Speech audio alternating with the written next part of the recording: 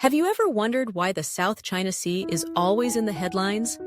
Is it really about some distant islands, or is there something much deeper behind the tension? Today, we're diving into one of the most controversial and complex geopolitical conflicts of our time, the South China Sea dispute. But here's the twist. Is what we've been hearing the truth, or just well-crafted propaganda? This isn't just about maps and boundaries. This is a story of power, history, economy, and global strategy. At the heart of the dispute is a region rich in resources, from oil and gas reserves to some of the world's busiest shipping lanes. Over $3 trillion worth of trade passes through the South China Sea every year. Whoever controls this sea controls a huge portion of global trade. That's not just politics, that's power. Let's break it down. China claims a vast portion of the South China Sea through what it calls the Nine-Dash Line, a sweeping claim that overlaps with territories also claimed by the Philippines, Vietnam, Malaysia, Brunei, and Taiwan. China says this is based on historical usage, ancient maps, fishing routes, and imperial control.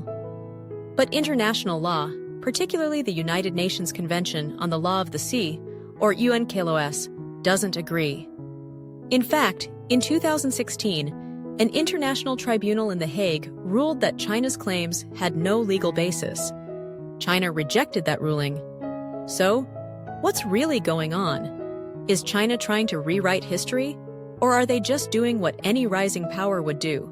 Secure their region, protect their interests, and project strength? And what about the other countries? Are they the victims?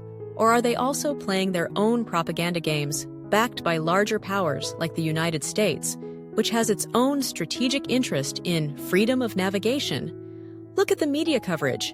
In China, state news portrays their actions as defensive, building up islands to protect their sovereignty.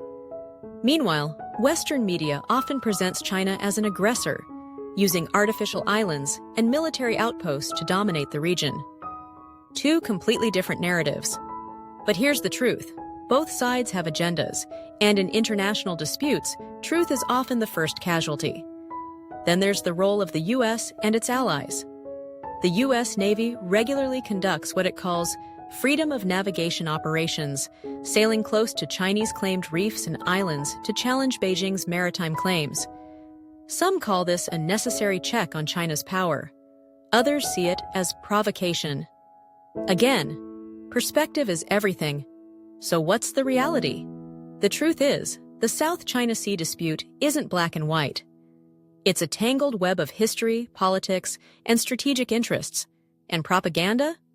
It's everywhere, not just from China, but from every party involved.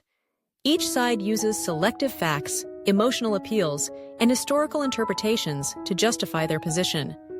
But if we, as global citizens, want to understand the real stakes, we need to ask better questions.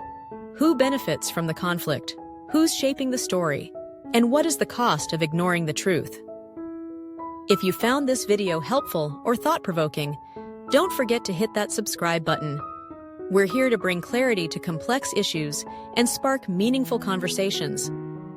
And if you have your own thoughts on the South China Sea, truth, propaganda, or something in between, drop them in the comments. Let's talk about it. Because understanding the world starts with asking the right questions.